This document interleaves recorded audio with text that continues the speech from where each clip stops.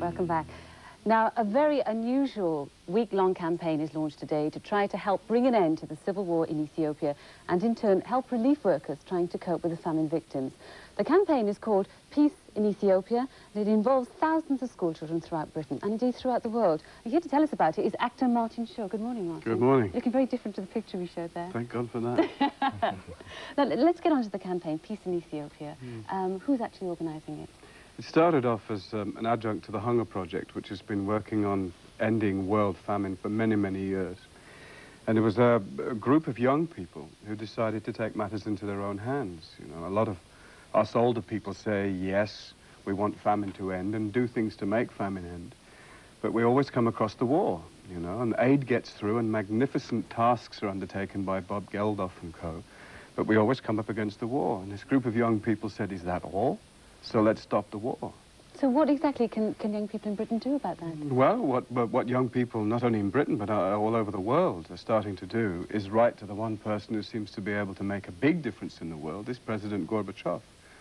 And I find it absolutely extraordinary. I mean, it's inspiring that young people, when I was that age, we used to think, well, grown-ups look after that stuff, it's nothing to do with us. And these people are saying, we can make a difference, we can do it. And so the Peace in Ethiopia campaign has been coordinated by the Hunger Project and people at the Hunger Project, and they're encouraging these young people to send them letters, to President Gorbachev and send the letters to them, and they will forward them on to the president. Now, we've got one or two letters which we'll be reading in a minute. Now, but how did you get involved? They asked me. I've been involved with the Hunger Project for many years, and they phoned up and said, we don't have any ideas. Do you have any ideas how you could help? I said, I haven't got a clue, but if you have an idea, then let me know, you know, and this is one of them. Smash, well, let's read out. You have a letter there. Yes. I know you haven't got your glasses. I'm sorry about this. So I warned you about it. It says, Dear Mr. Gorbachev, I'm very happy in what you are doing to help Ethiopia and its people. I think we need more people like you to make the world a better place to live in. That's true. All the people in the world look on the famine in horror. I hope that everyone realizes that children are dying.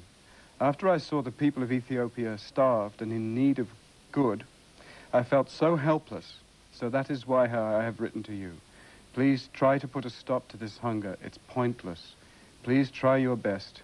Yours sincerely, Elena Dixon, age 9. Age 9. And there are thousands of these letters. I have one from Angelette Virginia Miller. She's age 15, and she says, Dear President Gorbachev, Happy Christmas and a Happy New Year. I'm very glad to hear and see how you are helping to make peace throughout Europe and the world. I think it's terrible to see people dying and starving at Christmas when peace and joy should abide. I feel very sorry for these people, men, women and children and babies, all suffering. Should not these children have a better start in life? Please, out of the goodness of your heart and your sympathy, use your powerful influence to bring this war to an end. Please help to end hunger. It's amazing, isn't it? Do you actually think it's good for children to take on the burden of wars and hunger and that sort of thing? Absolutely, because we're asking them to take on the burden of what we leave behind. We're just simply asking them to do it later on. And what knocks me out is that they're doing it now. You know, they're taking that responsibility. And the attitude that I've seen, I've been to one of their meetings, and they're so light about it. I mean, we tend to say, yeah, well, the war, you know, what can we do? And they say, is that all? Let's finish the war. And why shouldn't they? I mean, they've seen people saying for years, well, we have a Berlin Wall and Czechoslovakia and Romania, and suddenly it's gone. It's all gone. And they can see that changes can literally happen overnight. And Gorbachev seems to be at the center of this revolution towards goodness. And so they're turning to him, you see, to say, stop the war. He's certainly a man with a lot on his mind at the moment. Now, Martin Shaw, stay with us, because we'll be talking to you about your new film, which is out today, Ladder of Swords. But I'd like to give the address. If you want to send a letter, then send it to Peace in Ethiopia, P.O. Box 6, London, SW7 4HB. I'll just repeat that.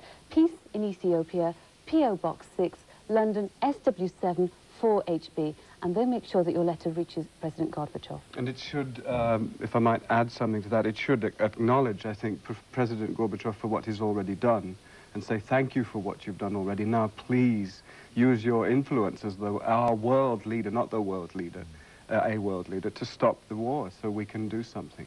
Yes. Interesting times. Yeah, the young have latched on to the thought that right now anything is possible. Yes, God bless them.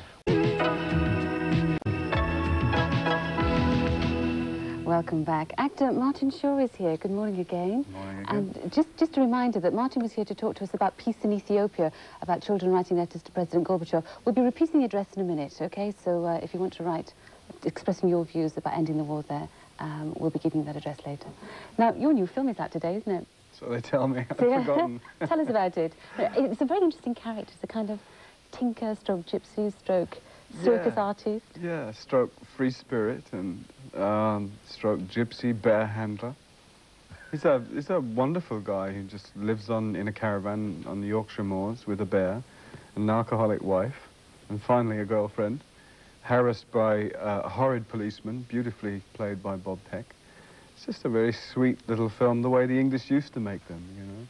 It's called Ladder of Swords. Now, what attracted you to it?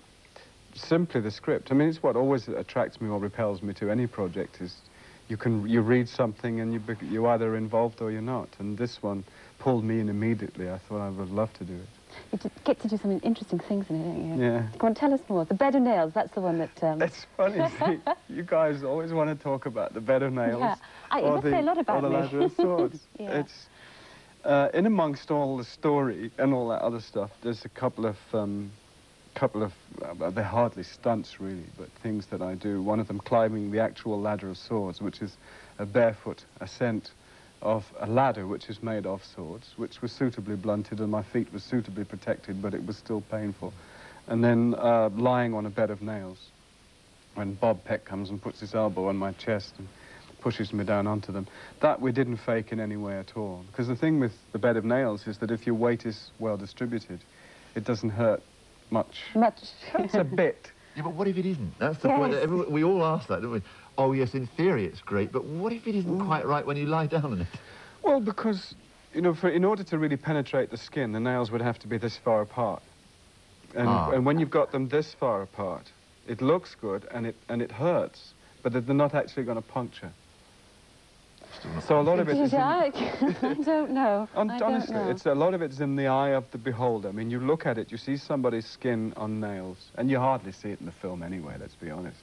But it's one of those things that looks worse than it is, providing you get down and up properly. You know, if you slump down on it, or if you don't distribute your weight, then it hurts. And in that word providing, there's a world of need. Exactly. Martin, we'll chat more later, eh? Yes. Brave man. Brave man. Martin Shaw is here.